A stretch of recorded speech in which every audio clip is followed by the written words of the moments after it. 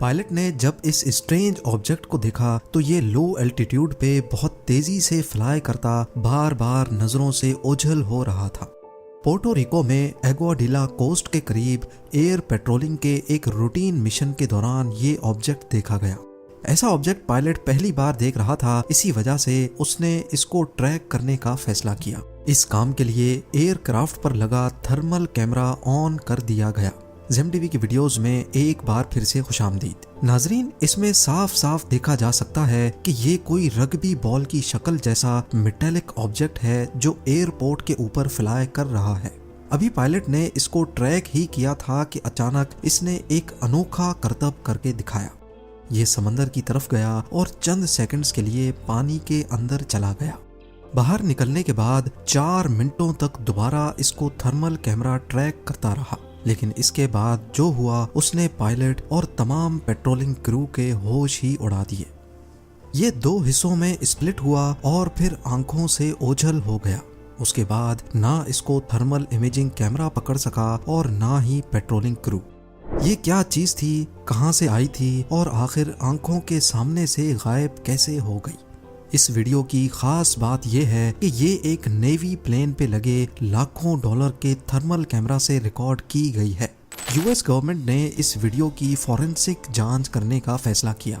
सबसे पहले तो ये देखा गया कि ये वीडियो असली भी है कि नहीं, कहीं इसको एडिट तो नहीं किया गया, क्योंकि ये वीडियो यूएस नेवी के एयरप्लेन से रिकॉर्ड की गई थी। इसी वजह से इसमें बेशुमार डाटा मौजूद है। वीडियो पे शो होने वाले जीपीएस कोऑर्डिनेट्स और टाइम को जब रेडार पे रिकॉर्ड होने वाले डाटा से मैच किया गया तो ये बात साबित हो गई कि ये प्लेन उस दिन इस जगह मौजूद था। थर्मल कैमरा जो कि ऑब्जेक्ट्स के टेम्परेचर के हिसाब से उसको ब्लैक और वाइट में डिफरेंशिएट करता है, इसके जरिए रात के वक्त भी चीजों को आसानी से देखा जा सकता है।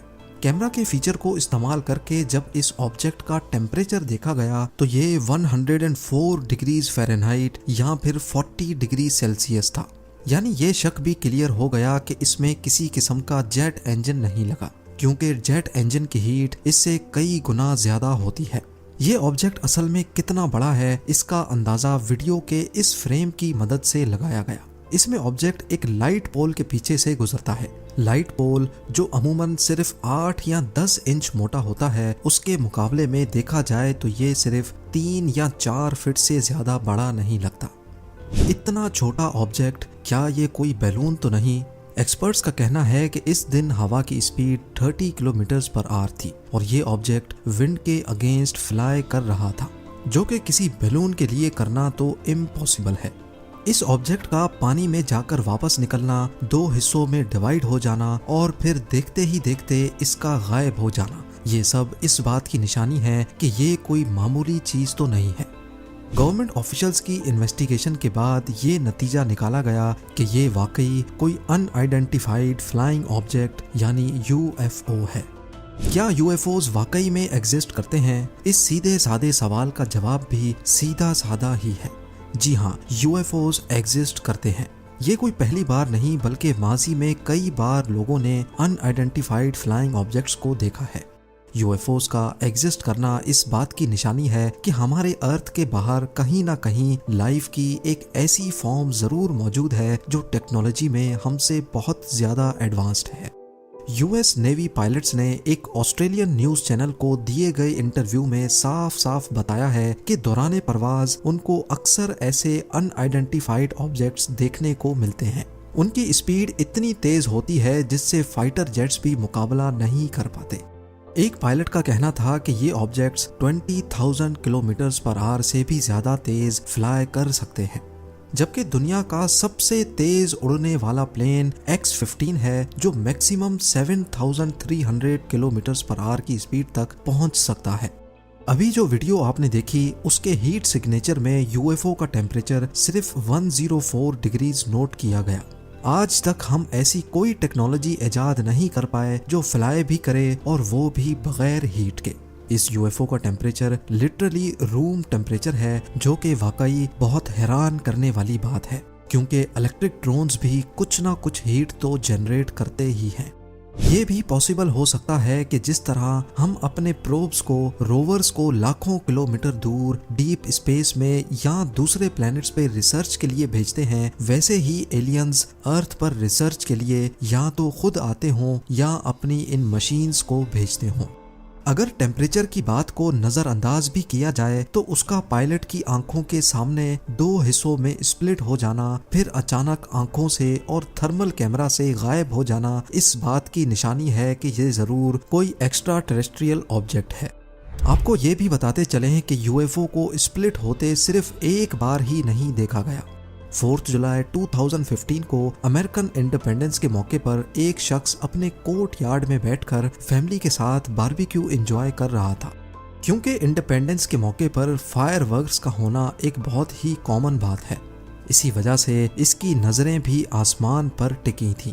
अचानक उसने क्या देखा कि चमकती हुई एक चीज आसमान पर बहुत आहिस्ता आहिस्ता चल रही है। पूरे 6 मिनटों के बाद इस अनआइडेंटिफाइड ऑब्जेक्ट ने अपने आप को 2 हिस्सों में स्प्लिट कर दिया। उसके बाद वो शख्स ये देखकर हैरान रह गया कि जो चीज नीचे आ रही थी वो एक बार फिर से 2 हिस्सों में स्प्लिट हो गई। ऑब्जेक्ट जो 8 मिनटों के अंदर अंदर 3 हिस्सों में बटा था, उसके बाद वो उस शख्स की आंखों से हमेशा हमेशा के लिए ओझल हो गया। ये वीडियो लेकर वो करीबी मिलिट्री बेस और वेदर डिपार्टमेंट भी गया, लेकिन किसी के पास भी इस ऑब्जेक्ट के बारे में कोई इंफॉर्मेशन नहीं थी। वीडियो जब फॉरेंसिक एक्सपर्ट्स के हाथ लगी तो उन्होंने उसकी जांच की। वीडियो में किसी किस्म की भी एडिटिंग नहीं साबित हो सकी। इस वीडियो में देखने वाले ऑब्जेक्ट्स को मुख्तलिफ चीजों से भी जोड़ा गया, जैसा कि परिंदा, ड्रोन या फिर कोई हवाई जहाज। लेकिन एक्सपर्ट्स का कहना है कि यूएस में रेगुलेशंस की वजह से ड्रोन्स इतनी हाइट तक फ्लाई नहीं कर सकते और ना ही प्लेन की बॉडी में लाइट रिफ्लेक्टिंग मटेरियल लगाने की परमिशन होती है।